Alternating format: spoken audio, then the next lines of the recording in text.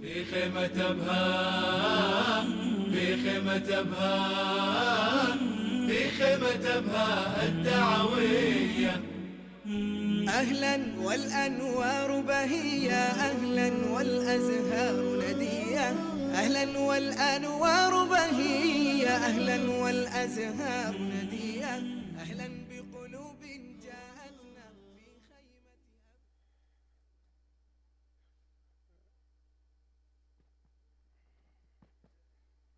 الحمد لله رب العالمين، شرع لنا دينا قويما وهدانا صراطا مستقيما وأسبغ علينا نعمه ظاهرة وباطنة، فله الحمد أولا وآخرا وظاهرا وباطنا.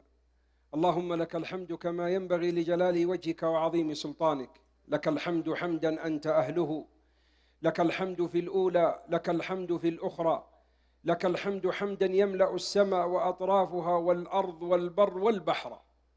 اللهم صل وسلم على عبدك ورسولك محمد وعلى آله وصحبه ومن سار على نهجه إلى يوم الدين.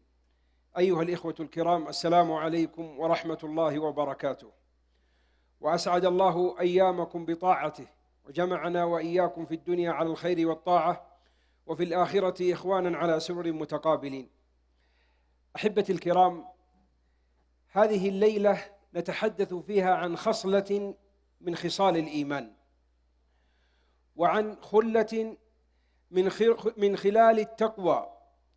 وهذه الخصلة هي خصلة سلوك وتعامل، لأن من الناس من يظن أن الإيمان فقط في الشرائع والأركان، سواء كانت أركان الإسلام أو أركان الإيمان، وفي العبادات الظاهرة والعبادات الباطنة، ويظن أن الإيمان بعيد عن السلوك، بعيد عن التعامل، بعيد عن حياة الإنسان وعلاقته بالدنيا، علاقته بالناس. حديث اليوم إليكم هو ترجم بها الإمام البخاري رحمه الله في كتاب الأدب، فقال: باب حسن العهد من الإيمان. حسن العهد من الإيمان. وهذا الباب ترجم به الإمام البخاري رحمه الله، وهو جزء من حديث رسول الله صلى الله عليه وسلم الذي رواه الحاكم في المستدرك، ووافقه الذهبي على شرط الشيخين في قوله عليه الصلاة والسلام: حسن العهد من الإيمان. ولهذا الحديث قصة، ولكن قبل أن أذكر قصة هذا الحديث نتكلم عن العهد. ما معنى حسن العهد؟ حسن العهد أي الوفاء، الوفاء في التعامل بينك وبين الناس، أن تكون وفيا لمن عشت معه، لمن تعايشت معه، لمن كان بينك وبينه عهد.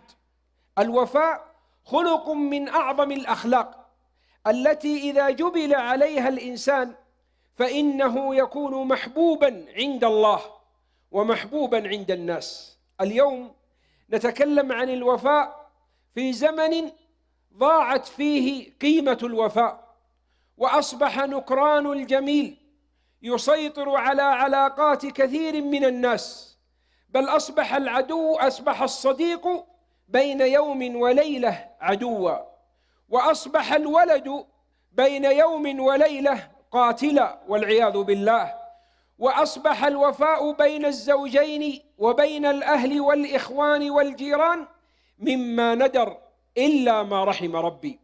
ولو علم الإنسان أن هذا الوفاء من الإيمان ومن خصال الإيمان ومما دل عليه الإيمان لتمسك به. الوفاء خلة عظيمة تغنى بها الشعراء وافتخر بها العظماء، وكانت العرب تضرب بها الأمثلة. وكان الواحد من الأحرار لو ذهبت روحه مقابل أن يفي بكلمته وأن يفي بعهده ووعده فإنها تهون عليه. ولعلي أقدم بمقدمة لقصة من قصص العرب المشهورة التي ضرب بها المثل، ثم نأتي على قصص أعظم من قصص سيد الأخلاق صلى الله عليه وسلم. لما أراد امرؤ القيس أن يذهب إلى ملك الروم، علم امرؤ القيس أن ملك الروم في الغالب سوف يغدر به، فأخذ ماله وسلاحه وأولاده ووضعها عند السموأل. وكان السموأل ملك من ملوك كندة، وكان شريفا عظيما من ملوك العرب، فوضعها عنده لأن السموأل قال له لا تدفعها إلا لمستحقها.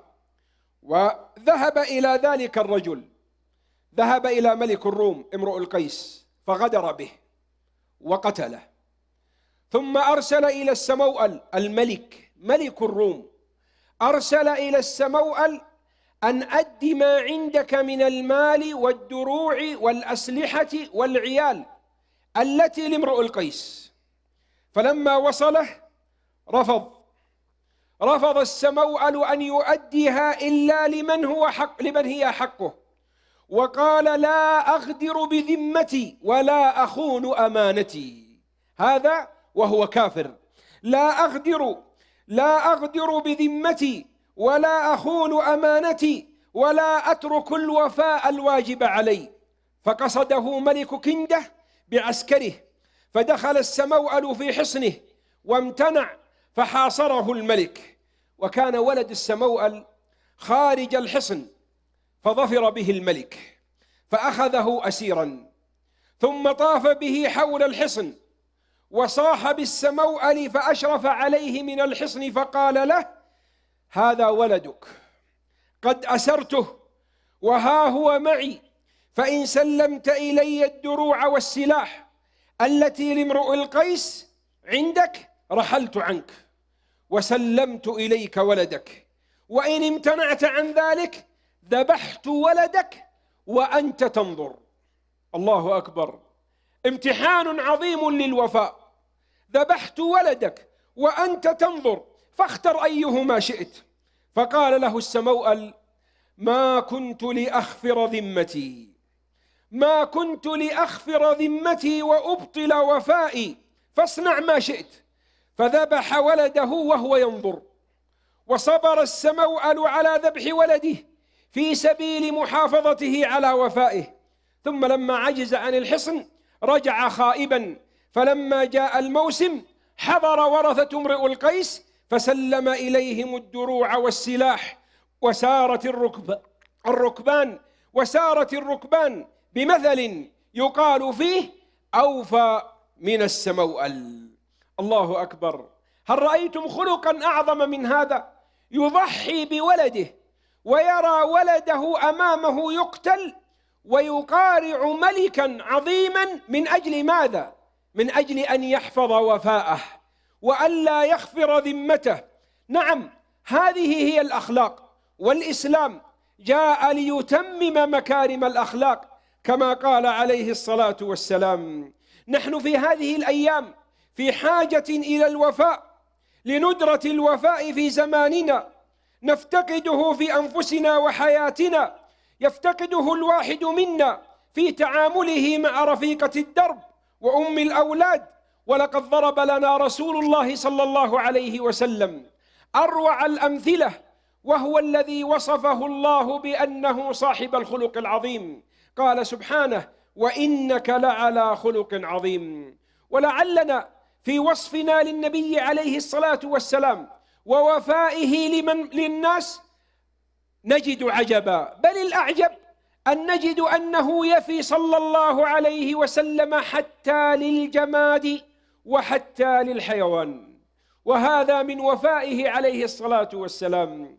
فيذكر عليه الصلاة والسلام حجرا بمكة ما نسيها، قال عليه الصلاة والسلام إني لأذكر وأعرف حجرا بمكة كانت تصلي علي بالنبوة قبل البعثة صلى الله عليه وسلم.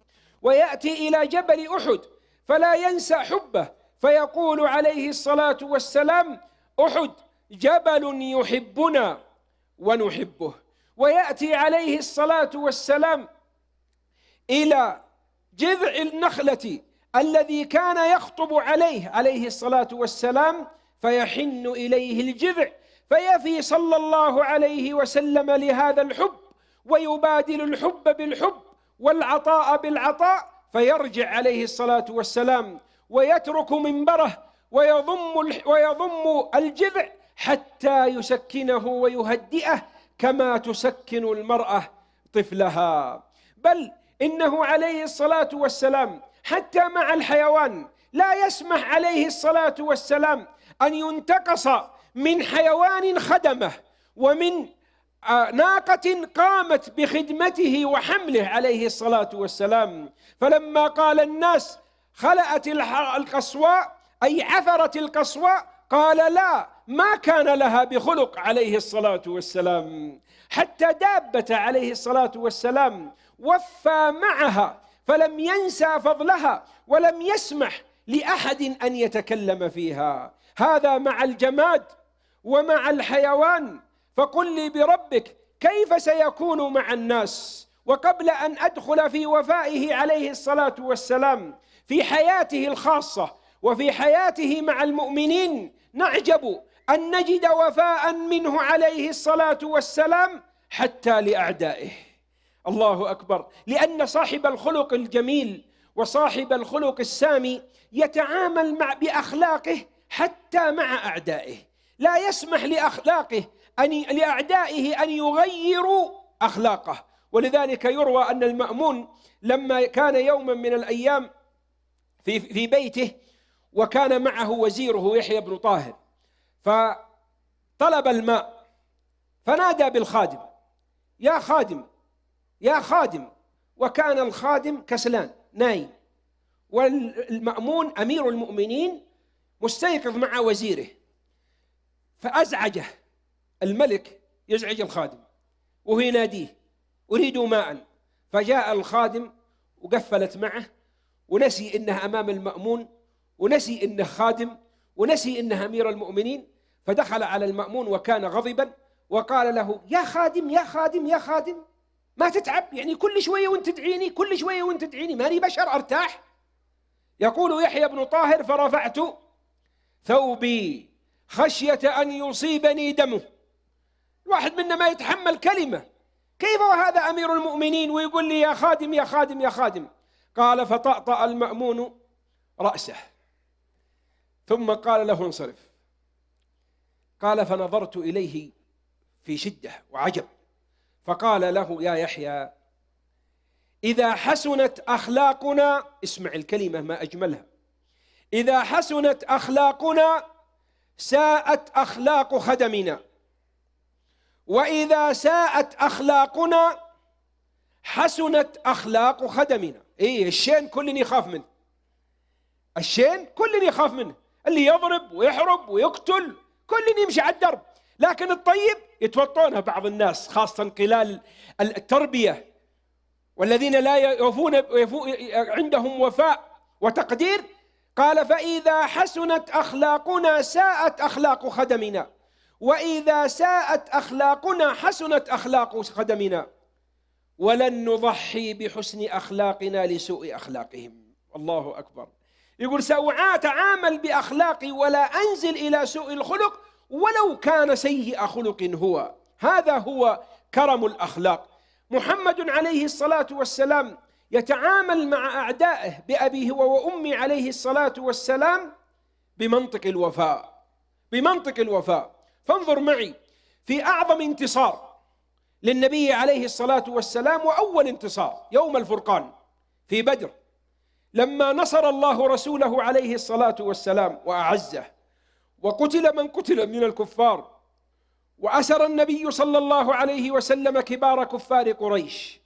ماذا قال عليه الصلاة والسلام؟ الواحد دائما في لحظة النصر ولحظة الانتصار والزهو والغلبة ينسى كل شيء، ويأتي عنده البطش ويأتي عنده العجب، إلا رسولنا صلى الله عليه وسلم.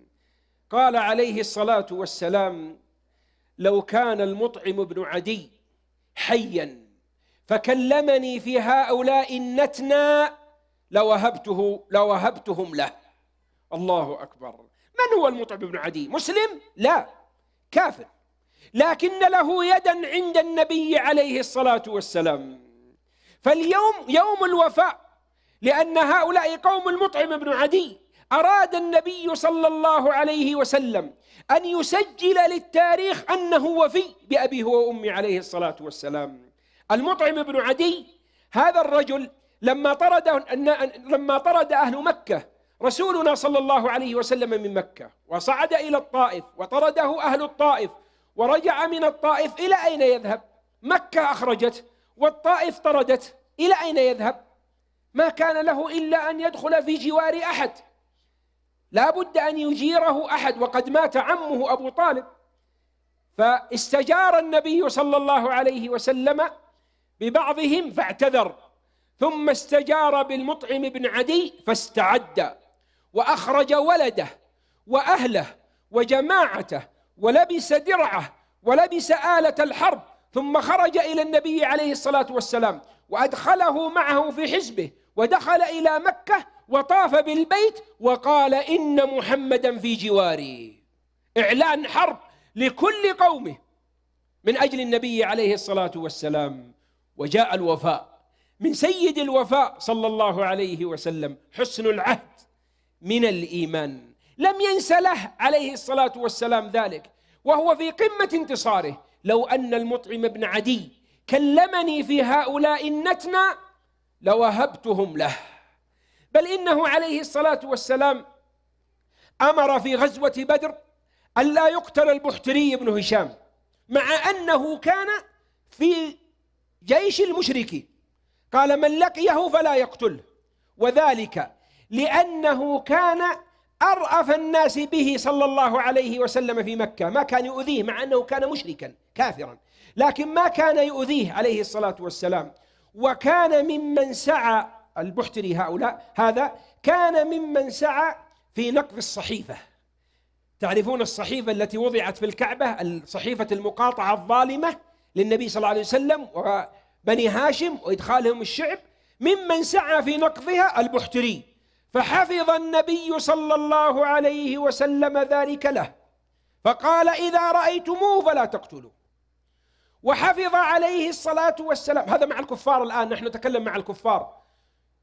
وليت شعري نسأل هؤلاء الذين يقتلون الآباء والأمهات والأعمام والإخوان والأخوال بحجة أنهم كفار، فيخرجون عليهم ويقتلونهم وهم مسلمون.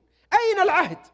أمك التي ولدتك، أبوك الذي رباك، خالك الذي آواك، ابن عمك الذي عاش معك، تقتله ادعاء أنك على الإسلام وأن هذا من خصال الإيمان. أين الإيمان من هذا؟ إذا كان النبي صلى الله عليه وسلم يحفظ حتى للمشرك وفاءه. العباس بن عبد المطلب عم النبي عليه الصلاة والسلام في بدر كساه النبي صلى الله عليه وسلم حلة، وكان مشركا قبل إسلامه، واختلف أهل العلم هل كان مسلما يخفي إسلامه أم كان مشركا، لكنه خرج مع المشركين وفاء له عليه الصلاة وفاء منه عليه الصلاة والسلام لوقفته العباس بن عبد المطلب في بيعة العقبة مع النبي عليه الصلاة والسلام، فإنه هو الذي أخذ العهد على أهل المدينة في بيعة العقبة مع رسولنا صلى الله عليه وسلم. أرأيتم معنى حسن العهد؟ ألا تنسى المعروف، لأننا اليوم أصبحنا في زمان ينسى فيه الأخ أخاه، بل ينسى فيه الولد فضل والديه، وينسى فيه الزوج فضل زوجته، وتنسى فيه الزوجة فضل زوجها. أصبحنا في أزمة من الوفاء. أين حسن العهد؟ حسن العهد من الإيمان، يقول عليه الصلاة والسلام.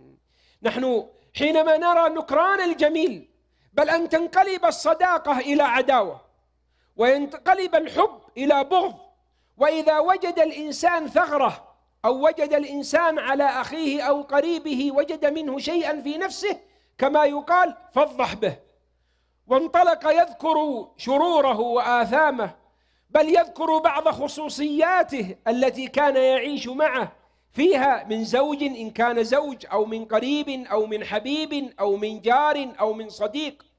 أين حسن العهد؟ أين الوفاء؟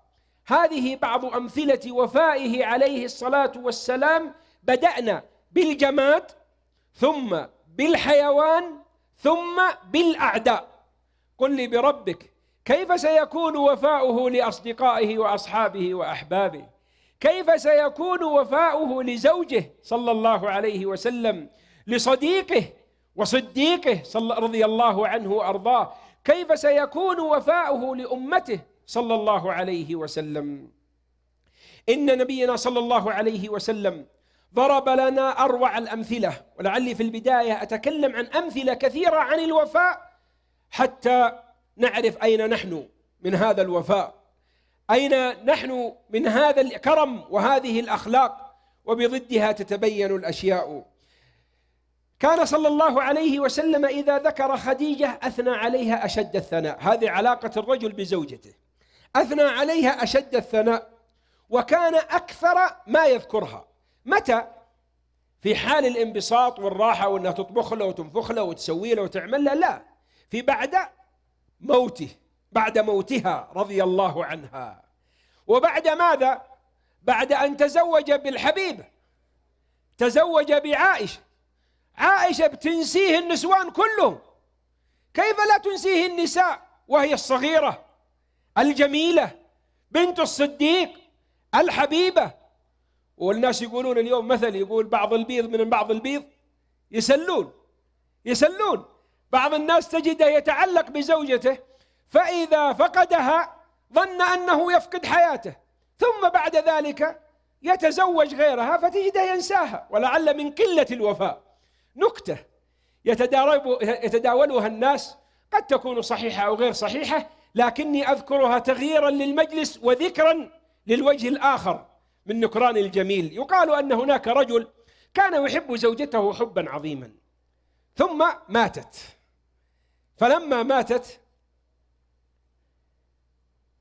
نطحها ثور وماتت، فأصبح كل سنة يذبح عنها عيدا صدقة.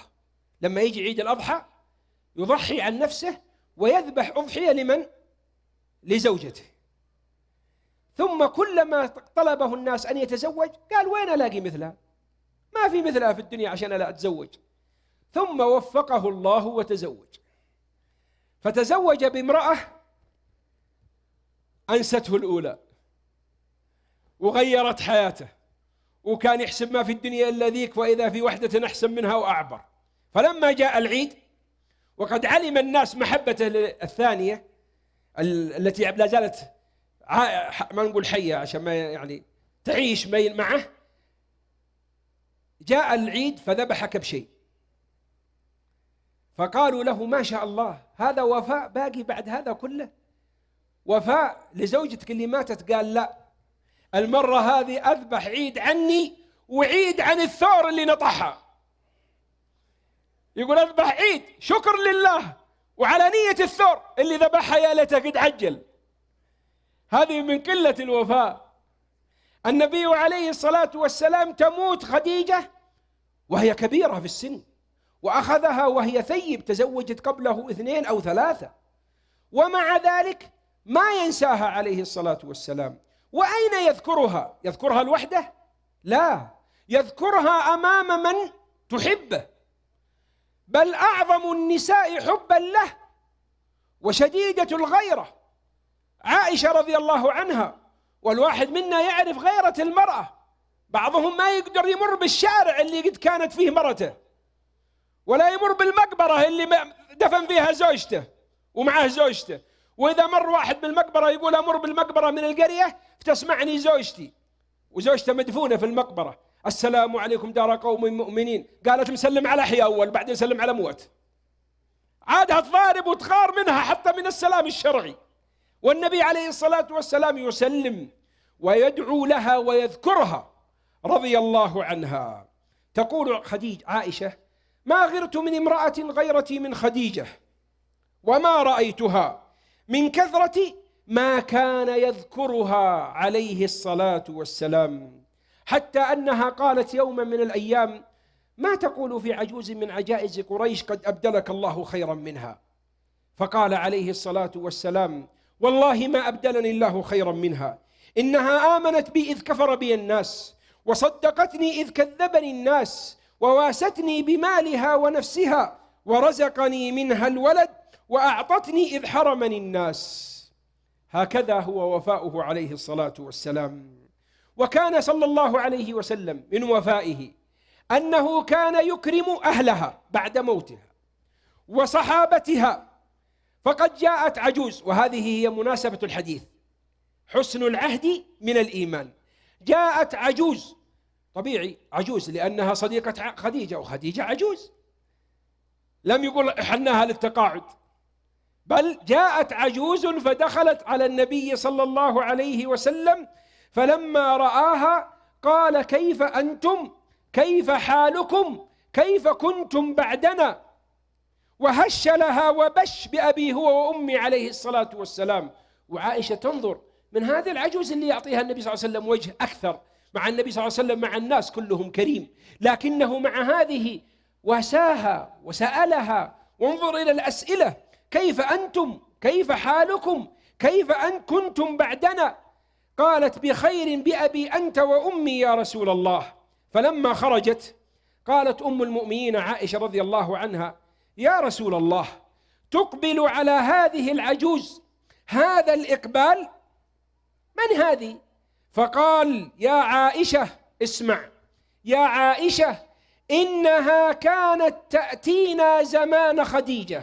الله أكبر، إنها كانت تأتينا زمان خديجة، وإن حسن العهد من الإيمان، وإن حسن العهد من الإيمان. وأنا أنظر وأقرأ وأتأمل في هذا الحديث، أقول إذا كان النبي صلى الله عليه وسلم هش وبش وفرح واستبشر لما جت العجوز صديقة خديجة، كيف لو جاءت خديجة رضي الله عنها؟ كيف لو رآها النبي صلى الله عليه وسلم؟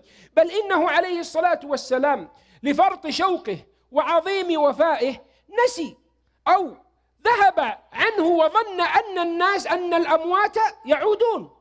فلما جاءت هالة بنت خويلد أخت خديجة رضي الله عنها فاستأذنت، فسمع النبي صلى الله عليه وسلم نغمة الصوت في قلبه وفي أذنه ما راح. لما سمع قال: الله، استئذان خديجة، استئذان خديجة. ظن أن خديجة عادت إلى الدنيا حبا ووفاء لخديجة رضي الله عنها.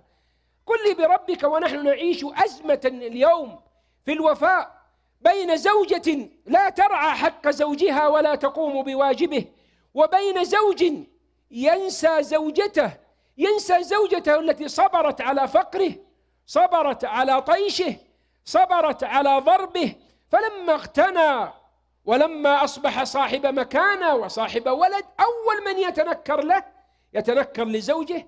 هذا والله من قلة الوفاء. تقول إحدى النساء، تقول: يوما من الأيام عشت مع زوجي أشد أنواع الضيق والضنك، وهي امرأة كبيرة في السن. تقول: وفي سنة من السنوات أصيب زوجي بمرض أقعده. تقول: ما عندنا لا وظيفة ولا غيره، نتشقى ننزل للأودية وللمزارع. تقول: فكان زوجي لا يستطيع الخروج. قالت: فكنت أؤجر نفسي في المزارع أصرم وأحصد وأعمل بالليل والنهار من أجل أن أأتي له بلقمة. ثم غير الله الأحوال وجاءت الدنيا وفتحت، وأصبح الرجل شيخا. وهو يعني بعض الناس لما تيجي تقول له: يقول يا أخي والله زوجتي كبرت، يعني أنت صغرت؟ أنت ما هي كبرت وأنت كبرت يعني؟ ولا الواحد يصغر والله قد في 70، طيب وأنت في 80 يعني، أو دون ذلك أو قريبا منه. فلما كبر الرجل قليلا والزوجة مع التعب والشقى والعنى والأولاد بدأت تظهر عليها آثار السنون، ذهب إلى بلد من البلدان وتزوج. وليس عيبا أن يتزوج، فإنه يبحث عن الحلال، لكن انظر ماذا بعده. وجاء إليها بالزوجة الجديدة ودخل عليها، فلما رأته ومعه المرأة قال لها رحبي، هذه زوجتي. قالت الله يحييك ويحيي ما جبت به، بنت رجال. ثم أمرت أولادها وكانوا كبار موظفين أن يأتوا بعشاء تلك الليلة ويعشون أبوهم وعمتهم، فرحة واستقبال لوالدهم واستقبال لعمتهم. فذبحوا له تلك الليلة وعشوه، ولما انتهى من العشاء قام خطيبا وليته لم يقم، فقال يا فلانة أنت ما قصرتي. هذه مثل ما يقولون حفل التكريم، حفل التكريم التقاعد هذاك اللي يعطون في آخره درع. قال أنت ما قصرتي وقمتي بالواجب وقد تعبتك كثير، وذا الحين جاء دور أنك تستريحين. ما شاء الله، جاء دور أنك تستريحين، وأنت أمنا كلنا، أنت أمنا كلنا. يعني قصده أنه بيعليها، يعني أنت أمنا كلنا. وهو ولد، هو الولد الصغير المدلل اللي دوبه جامس، يعني هو أنت أمنا كلنا وما قصرتي، وخليني أنا أقعد مع هذه الضعيفة، والله يكتب لنا حسن الخاتمة، يعني إن شاء الله تتكلفتين وتروحين أنت، الله يعطيك حسن الخاتمة.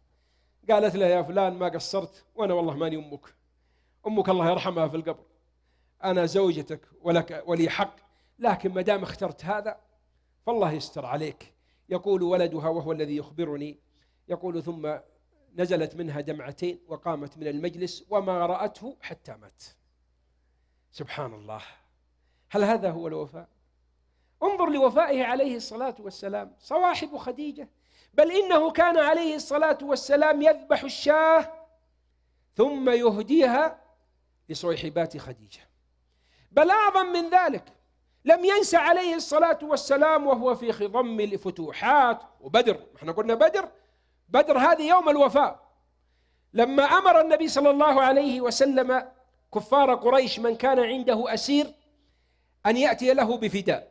كان من الأسارى العاص ابن الربيع زوج زينب بنت محمد صلى الله عليه وسلم بنت خديجة، فأرسلت، كانت معه في مكة، أرسلت فداء، ما وجدت ماذا تفديه، وهي ذكية زينب تعرف قلب النبي صلى الله عليه وسلم.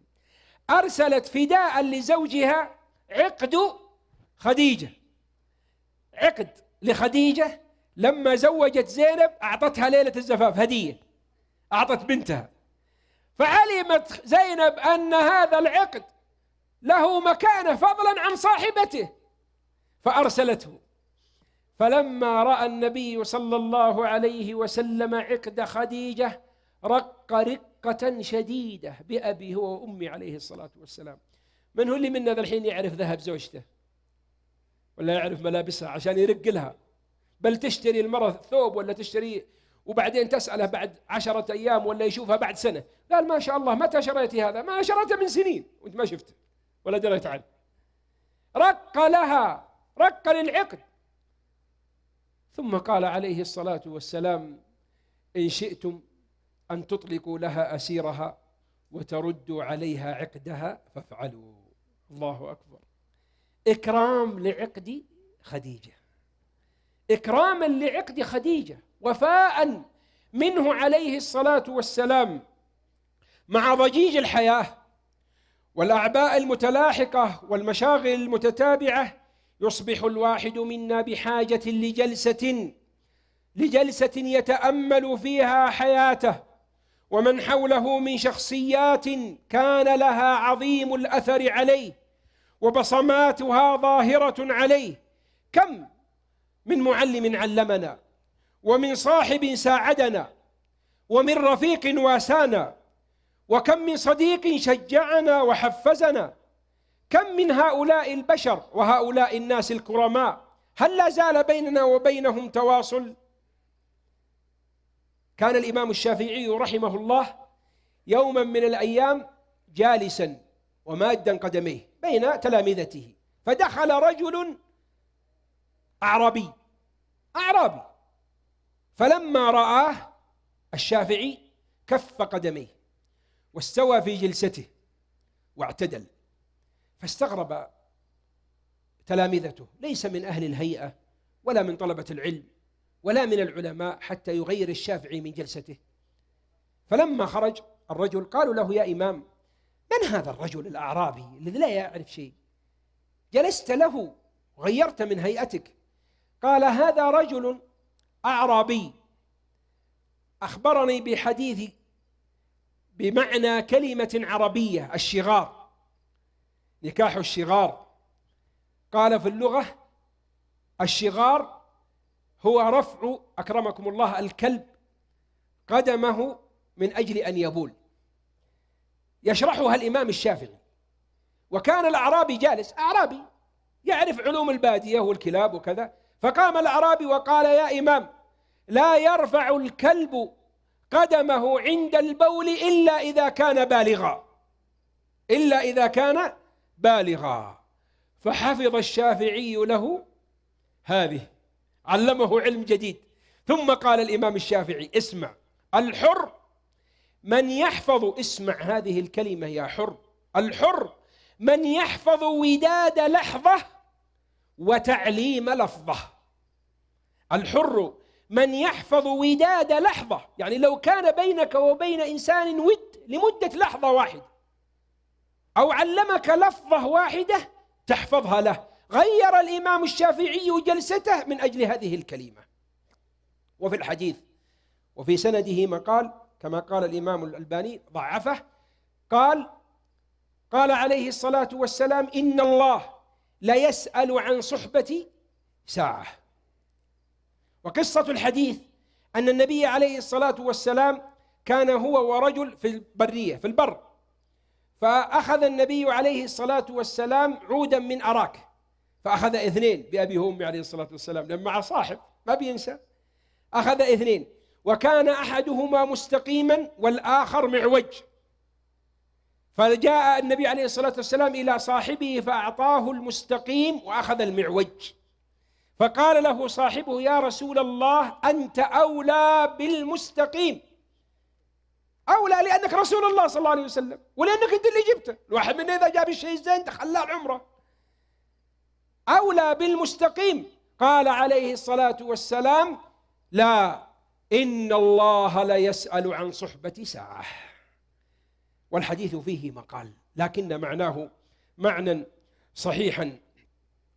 إن العهد ذاك الرباط الوثيق بين المجتمع الذي ينظم شؤون حياتهم ويعيش المؤمن به. قال سبحانه وتعالى: وأوفوا بعهد الله إذا عاهدتم ولا تنقضوا الأيمان بعد توكيدها وقد جعلتم الله عليكم كفيلا إن الله يعلم ما تفعلون.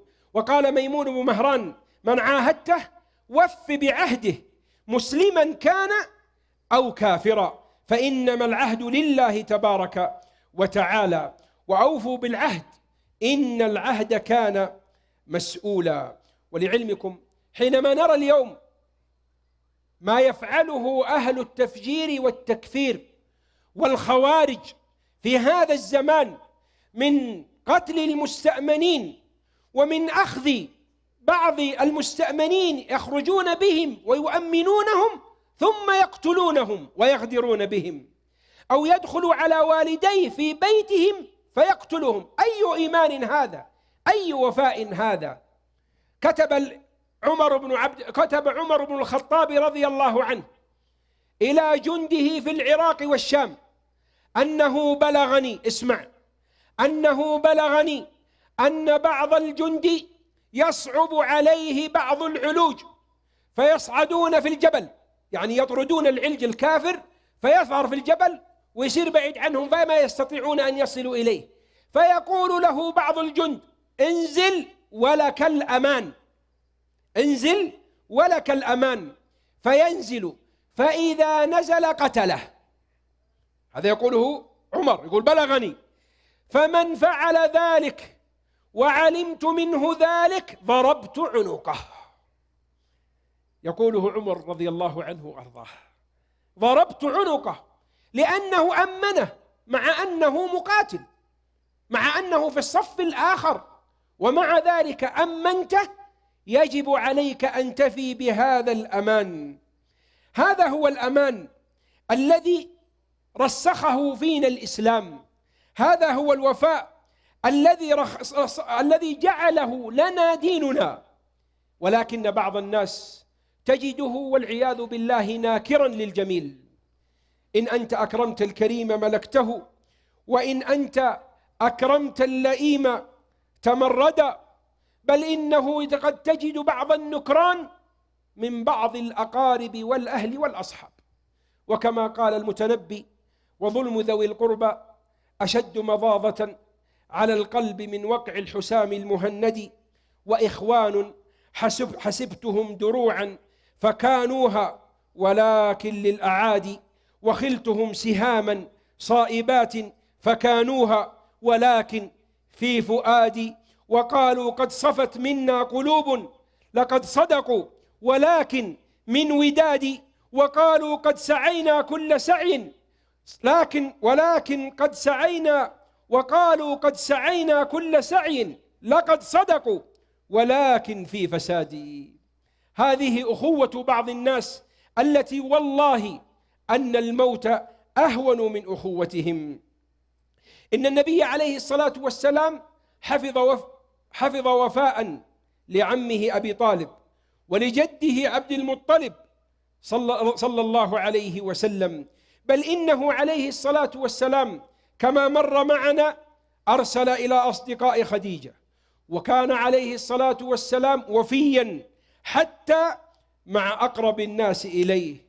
فهل ينسى الصديق رضي الله عنه وأرضاه صاحب رسول الله صلى الله عليه وسلم؟ قال عليه الصلاة والسلام: ما لأحد عندنا يد يكافئه الله بها يوم القيامة، وما نفعني مال أحد قط ما نفعني مال أبي بكر رضي الله عنه، ولو كنت متخذا خليلا لاتخذت أبا بكر خليلا، ولكن صاحبكم خليل الرحمن. يقوله عليه الصلاة والسلام في آخر لحظات حياته. بل إنه عليه الصلاة والسلام مع من يخطئ من أصحابه، يعني بعض الناس يقول أنا والله وفي، لكن هو اللي قصر، هو اللي ما راعى الوفاء. مع من قصر من أصحابه وخان الخيانة العظمى عفى عنه عليه الصلاة والسلام، لأن حسن العهد من الإيمان. فهذا حاطب ابن أبي بلتعة الذي أرسل الرسالة إلى كفار قريش ليخبرهم أن النبي عليه الصلاة والسلام قادم لفتح مكة. هل هناك أعظم من هذه الخيانة؟ يخبر الله رسوله بالخبر، فيرسل من يأتي بالكتاب، ويؤتى بحاطب بن أبي بلتعة فيقول له عمر: يا رسول الله دعني أضرب عنقه. هذه صفة الخائن في العرف العسكري والنظام. فقال له النبي عليه الصلاة والسلام: يا عمر إنه قد شهد بدرا، وما يدريك أن الله اطلع على أهل بدر فقال اعملوا ما شئتم فقد غفرت لكم. انظر إلى وفائه عليه الصلاة والسلام لمن أخطأ وقصر من أصحابه صلى الله عليه وسلم. هذه بعض أخبار وفائه عليه الصلاة والسلام. إن الوفاء من أعظم صفات المؤمنين. ويمدح حسان ابن ثابت رسول الله صلى الله عليه وسلم لما قال عن جبير عن مطعم بن عدي: لو كان كلمني المطعم في هؤلاء النتنى لا وهبتهم له. قال رضي الله عنه وأرضاه: لقالوا هو الموفي بخفرة جاره وذمته يوما إذا ما تجشم، وما تطلع الشمس المنيرة فوقهم على مثله فيهم أعز وأكرم، إباء إذا يأبى وألين شيمة، وأنوم عن جار إذا الليل أظلما. هذه هي أخباره عليه الصلاة والسلام. بل إن الوفاء بين أصحاب رسول الله صلى الله عليه وسلم لا ينسى. فهذا كعب بن مالك لما نزلت عليه توبة الله تعالى وتاب عليه في الثلاثة الذين خلفوا، قال: فدخلت على النبي عليه الصلاة والسلام وهو جالس والناس حوله، فقام طلحة بن عبيد الله يهرول حتى صافحني وهنأني، والله ما قام رجل من المهاجرين غيره. قال كعب: فوالله لا أنساها لطلحة. وكان عبد الله بن سلام متآخيا مع أبي الدرداء رضي الله عنهما، وكان له بينهما محبة ومودة. فلما مات عبد الله بن سلام ذهب ولده يوسف إلى الشام ليسأل عن أبي الدرداء، ولم يذهب إلا تجديدا للعهد وحفظا لود أبيه. فلما دخل على أبي الدرداء وكان محبا لعبد الله بن سلام احتضنه، وكان عبد الله بن سلام في لحظة الاحتضار وقد قارب على الخروج من هذه الدنيا. إن الوفاء ونحن نتحدث فيه بين الزوجين نتحدث فيه بين الوالد وولده. الوالد وولده، للوالد حق عظيم على ولده، واليوم نرى نكرانا من الأبناء والبنات أو بعض الأبناء والبنات للآباء والأمهات، فتجدهم وقد كبروا وأصبحوا ذا مكانة وقوة وأصبح عندهم مال، والوالد والوالدة في حال الضعف وفي حال المسكنة تجدهم يتبطرون وتجدهم يتنكرون إلا ما رحم الله. ولذلك يقول سبحانه وتعالى: إما يبلغن عندك، كنت في الصغر أنت عندهم والآن هم عندك، إما يبلغن عندك الكبر أحدهما أو كلاهما فلا تقل لهما أف ولا تنهرهما وقل لهما قولا كريما واخفض لهما جناح الذل من الرحمة وقل رب ارحمهما كما ربياني صغيرا. قال أحد السلف في معنى قول الله واخفض لهما جناح الذل من الرحمة، قال: اسمع وانظر لحالي وحالك، هل نحن بين يدي آبائنا وأمهاتنا على هذا الحال؟ قال: جناح الذل هو كوقفة العبد الآبق بين يدي السيد الفظ الغليظ. لاحظ، عبد آبق ومسكوه وجابوه أسير بين يدي سيده، وسيده إيش؟ طيب رحيم؟ لا، فظ غليظ قاسي. كيف سيكون حال هذا العبد بين يديه وهو مذنب وممسوك بعد هروب وبين يدي السيد الفظ الغليظ؟ لا شك أنه سيكون في قمة الانكسار وقمة الضعف وقمة الخضوع وقمة الذل. هكذا هو حالك الذي ينبغي أن تكون عليه بين يدي والديك، هذا هو حالك الذي ينبغي أن تكون عليه بين يدي والديك. كثير من الأبناء الآن يقوم لأنه شاب وأبوه جالس ما يقدر يقوم، حتى عصاه ما يقدمها له، لا يسنده، بل تجده يستثقل من ثقل والديه، إما أن يدفهم بالعربية تجد الثقل إذا وداه المستشفى ولا جابهم ولا وداهم. أين الوفاء؟ فرق بين حملك لولدك وحملك لوالدك. أنت تحمل ولدك وأنت ترجو حياته، لكن الواحد يحمل والده وهو يرجو وفاته، وفرق بين هذا وبين هذا. إن الوفاء للوالدين حتى بعد الممات. انظر ليوسف ابن أبي الدرداء يسافر من بلد إلى بلد وفاء لأبيه ليصل ود أبيه. وهذا ابن عمر رضي الله عنه وأرضاه كان يوما من الأيام في الصحراء فقابل أعرابي، فلما رأى الأعرابي نزل وأعطاه عمامته وألبسه وقال له: ألست فلان ابن فلان؟ قال: نعم. فأكرمه وأعطاه دابته، ألبس عمامته وأعطاه دابته وهو في الصحراء. وكان مع ابن عمر بعض أصحابه، فقال له بعد أن أعطاه الدابة وقال له أركب، تعجب أصحاب ابن عمر وقالوا: إن هذا من الأعراب وهم يرضون بالقليل. فقال ابن عمر: إن أبا هذا كان ودا لعمر. الله أكبر! ما هو هذا؟ أبوه سأل قال: أنت فلان ابن فلان؟ قال: نعم. قال: والله أبوك كان صاحب إيش؟ أبي، الدابة وأعطاها العمامة وخلاها يروح. إن أبا هذا كان ودا لعمر، وإني سمعت رسول الله صلى الله عليه وسلم يقول: إن من أبر البر أن يصل الرجل أهل ود أبيه بعد موته. أهل ود أبيه بعد موته، أخرجه الإمام أحمد والبخاري في الأدب ومسلم. نعم، هذا من الوفاء من الوفاء الذي ينبغي أن نتربى عليه. يروى أن أعرابيا وفد على الخليفة وهو يبكي، فقال له الخليفة: ما لك؟ قال: أصبت، يقول الأعرابي، أصبت بأعظم مصيبة، بأعظم من مصيبة المال. فقال: وما قصدك؟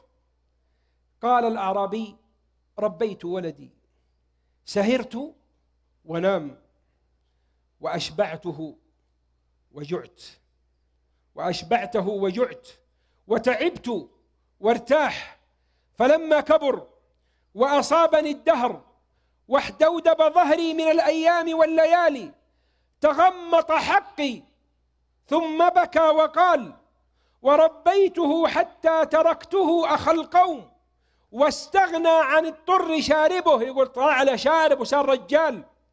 تغمط حقي ظلما ولوى يدي، لوى الله يده، لوى الله يده الذي هو غالبه.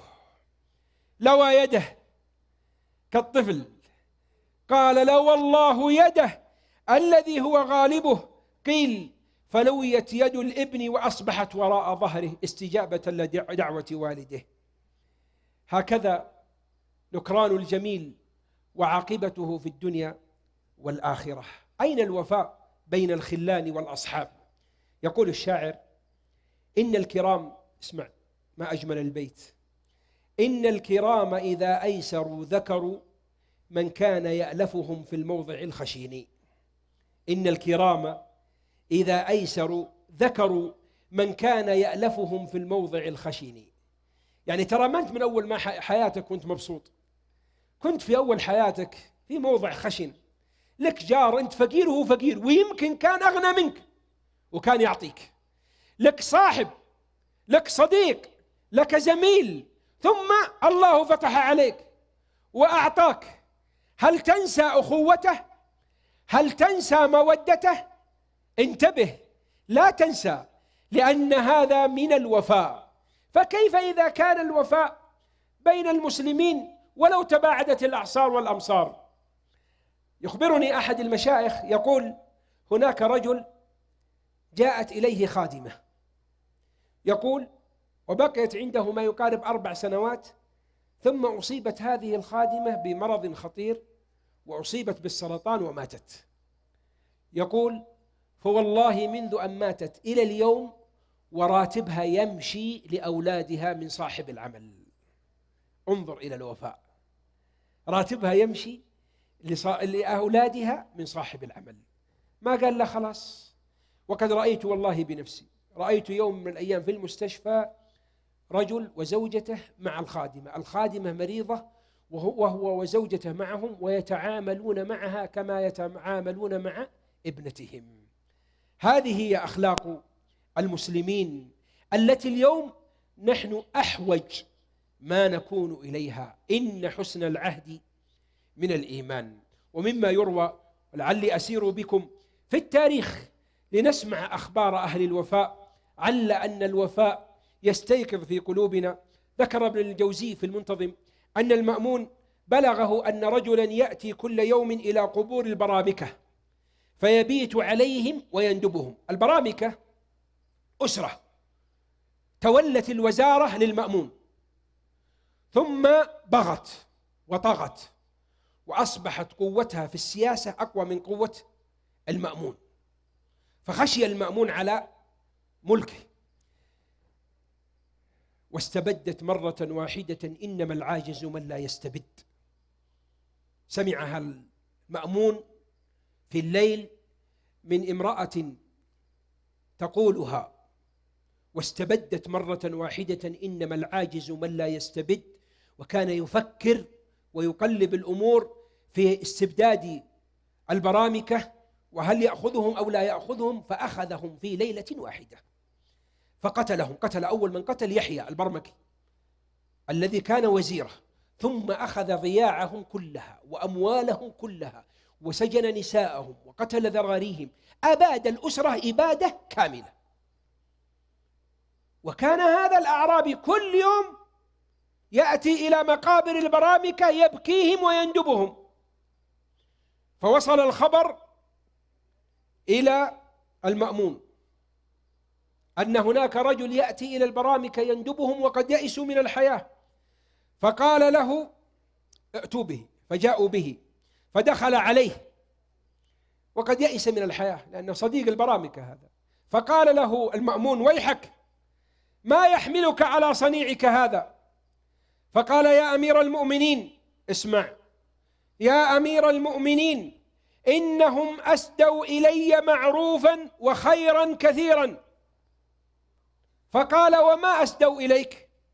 قال أنا المنذر ابن المغيرة من أهل دمشق، كنت بدمشق في نعمة عظيمة واسعة فزالت عني فأفضى بي الحال إلى أن بعت داري ثم لم يبقى إلي شيء، فأشار بعض أصحابي علي بقصد البرامكة في بغداد، فأتيت بأهلي وتحملت عيالي، فأتيت بغداد ومعي نيف 20 امرأة، فأنزل في مسجد مهجور، ثم قصدت مسجدا لهؤلاء القوم للبرامكة لأصلي فيهم أو أصلي معهم، فدخلت مسجدا فيه جماعة لم أرى أحسن وجوها منهم، فجلست إليهم فجعلت أدبر في نفسي كلاما أطلب منهم قوتا للعيال الذين معي، فيمنعني من ذلك الحياء.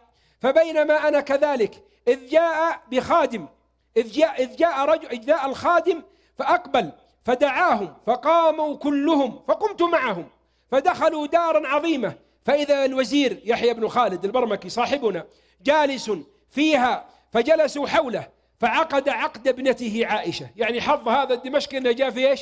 في الزواج، فعقد عقد ابنته عائشة على ابن عم لها، ونثروا فلق المسك وبنادق العنبر، ثم جاء الخدم إلى كل واحد من الجماعة بصينية من فضة فيها 1000 دينار ومعها فتاة المسك، فأخذها القوم ونهضت وبقيت أنا جالسا وبين يدي الصينية، يعرف أن ما هي له وجايبه زائر لا هو منهم ولا شيء، لكن جتها الصينية، وبقيت جالسا وبين يدي الصينية التي وضعوها إلي وأنا أهاب أن آخذها من عظمتها في نفسي، فقال لي بعض الحاضرين ألا تأخذها وتذهب؟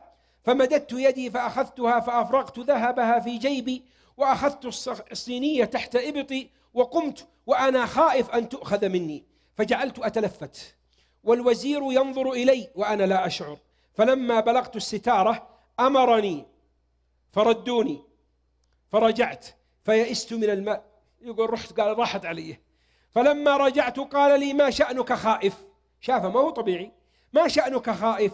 فقصصت عليه خبري فبكى، اسمع إلى الرقة، فبكى ثم قال لأولاده خذوا هذا فضموه إليكم، فجاءني خادم فأخذ مني الصينية والذهب وأقمت عندهم 10 أيام من ولد إلى ولد، ضيافة كل يوم عند واحد من أولاده، وخاطري كله عند عيالي ولا يمكنني الانصراف، يقول ما أقدر أروح مسكوني الأمراء كيف أروح؟ فلما انقضت 10 الأيام جاءني الخادم فقال ألا تذهب إلى عيالك؟ فقلت بلى والله، فقام يمشي أمامي ولم يعطني الذهب ولا الصينية، يقول قلت راحت إلا عشوة وغدوة وراح الذهب والصينية، فقلت يا ليت كان هذا قبل أن يؤخذ مني الذهب والصينية، يا ليت عيالي رأوا ذلك، فسار يمشي أمامي إلى دار لم أرى أحسن منها، فدخلتها فإذا فيها عيالي يتمرغون على الذهب والحرير، وقد بعثوا إلى الدار 100,000 درهم و10,000 دينار، وكتابا فيه تمليك الدار بما فيها، وكتابا آخر فيه تمليك قريتين جليلتين، فكنت مع البرامكة في أطيب عيش. يقولها لمن؟ للخليفة.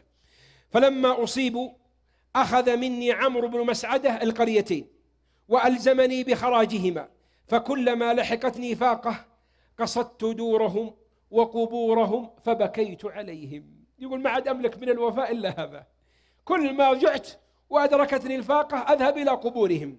فأمر المأمون برد القريتين، فبكى الشيخ، اسمع، فبكى الشيخ بكاء شديدا، فقال المأمون ما لك؟ ألم أستأنف بك جميلا؟ يقول ما رديت لك قريتك ليش تبكي؟ فقال بلى، ولكن فعلك هذا هو من بركة البرامكة، يقول حتى شغلك هذا ما هو منك، هذا من بركة البرامكة. فقال له المأمون امض مصاحبا فإن الوفاء مبارك ومراعاة حسن العهد والصحبة من الإيمان. هذا الشاهد من القصة، إن الوفاء مبارك ومراعاة حسن العهد والصحبة من الإيمان. ويروى أنه كان هناك صديقين يمشيان في صحراء، وبينما هم في الصحراء إذ تخاصما، فلطم أحدهما صاحبه كف، أعماه بكف، فكتب اللي انضرب هذا الكف، كتب على التراب: ضربني صاحبي فلان بن فلان في يوم وكذا وكذا كف، على التراب على الرمل.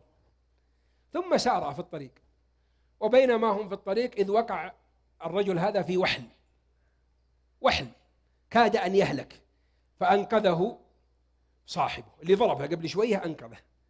فلما أنقذه قام الرجل الذي خرج من الوحل وكتب على الحجر، نحت على الحجر: أنقذني صاحبي في يوم كذا وكذا من الموت. فقال له صاحبه: لما فعلت هذا؟